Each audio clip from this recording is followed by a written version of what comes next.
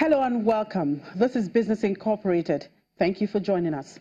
I'm Chimezi Obi Iwago. Coming up, the International Monetary Fund asks South African government to spell out land reform plans to remove uncertainty. Steenhoff's Dutch shareholders file lawsuit against Deloitte.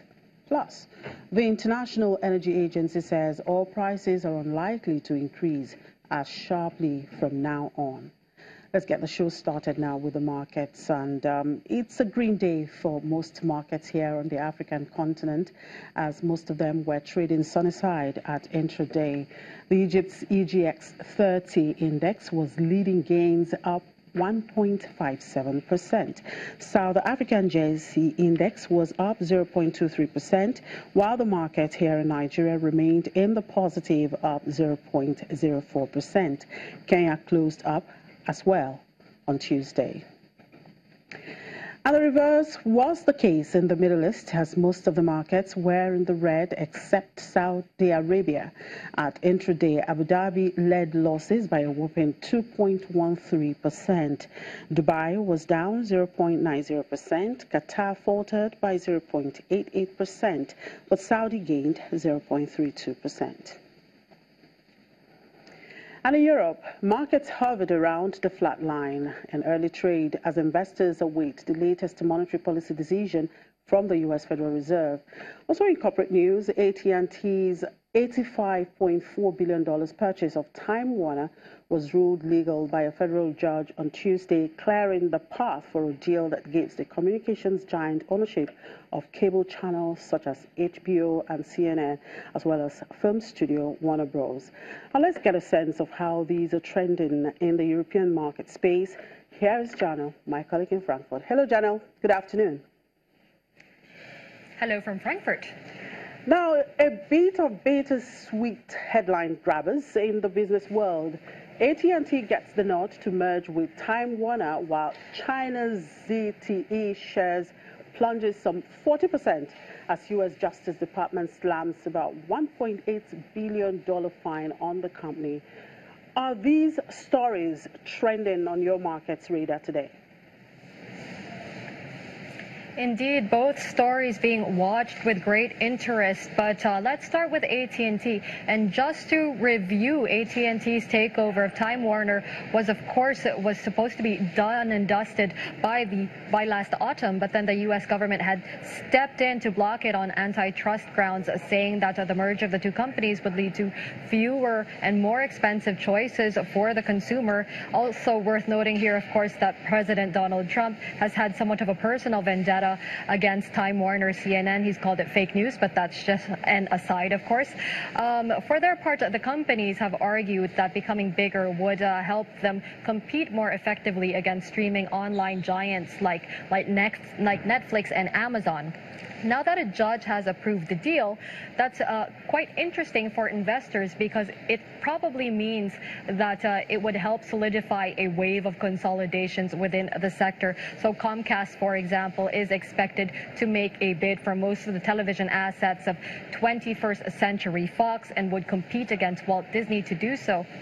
So if you look at the shares of the companies involved, now AT&T actually fell close to 2% in after-hours trading on this news, but that's possibly because investors anticipate some challenges with the merger deal itself, even though this particular hurdle has cleared. For its part, Time Warner rose nearly 5%, followed by increases in the share prices of other telecoms and mobile companies looking into mergers like T-Mobile and Sprint.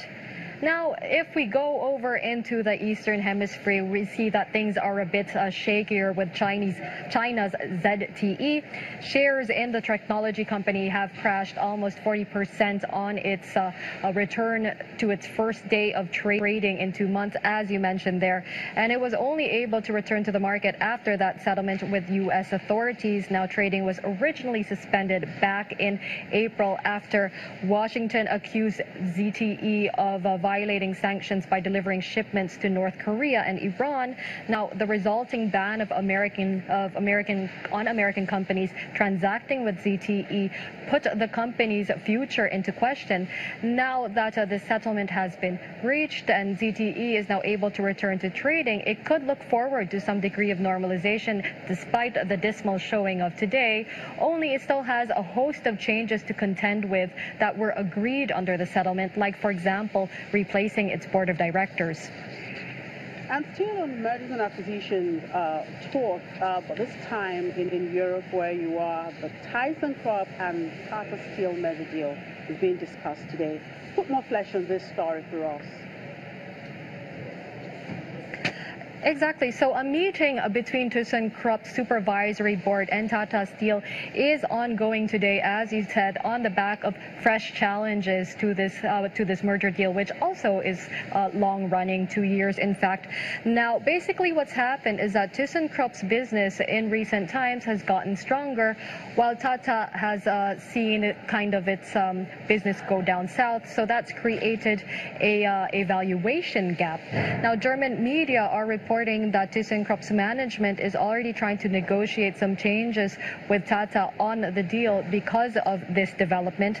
But this is all coming at a time where ThyssenKrupp's chief executive Heinrich Hiesinger is facing pressure from investors and labor leaders alike. Investors, for example, like activist investor Paul Singer, who has a large stake in the company and has also called for the CEO's ouster because they are frustrated with the pace of reform at the company. Now, it is, of course, the CEO's plan to try and bring ThyssenKrupp to its post-steel age, to focus more on industrial products like elevators in particular, and the fact that that hasn't been going as quickly or as positively as planned is something that's been frustrating for shareholders. And now this new problem with a valuation gap. Now, one solution that has been proposed, of course, is that ThyssenKrupp transfer more debt to Tata, because this is supposed to be a 50-50 joint venture, and that could balance out the deal a lot more. But this is something that has made stakeholders, labor leaders and shareholders alike, a little bit uneasy because they themselves don't know where the deal will go from here. All right, Janelle, just before I let you go, let's talk about one of the big issues today in the market, and of course that's all eyes being on Powell's FOMC decisions. Will this rate news upstage the riotous G7 and Trump-Kim deal? You know, seeing that stocks are up and the dollar is up, I think it's safe to assume that it's already upstaged the G7 and the Trump-Kim summit, at least in investors' minds. Now, the Federal Reserve is, of course, expected to try and raise its interest rate by 1/4 percentage point today. So that's very much priced into the market already. Investors think, at least they know that this is coming. But what investors really want to know is whether the pace of tightening will be accelerated. The initial assumption, of course, being that there would be 3 hikes this year, with a 3rd hike coming sometime towards the end of the year. But some economists think that the pace of tightening could be accelerated and that we could even be looking for a 4th hike, perhaps in December. Now, there are those who think that the Fed will stick to that baseline projection of 3 hikes this year because of concern over the escalating rhetoric, on the side of Donald Trump and, for example, the EU around global trade, and that might actually put brakes on global growth. But this is not expected to be a topic mentioned by the Fed tonight. Rather, it's expected to focus on the growth story within the U.S., on increased public spending, on increased business investment, and most especially a healthy labor market. Well, Janelle, I guess 2 p.m. Eastern Time is the time for this announcement. We'll wait and see and hear from Powell. Thank you for your time. Enjoy the rest of the day.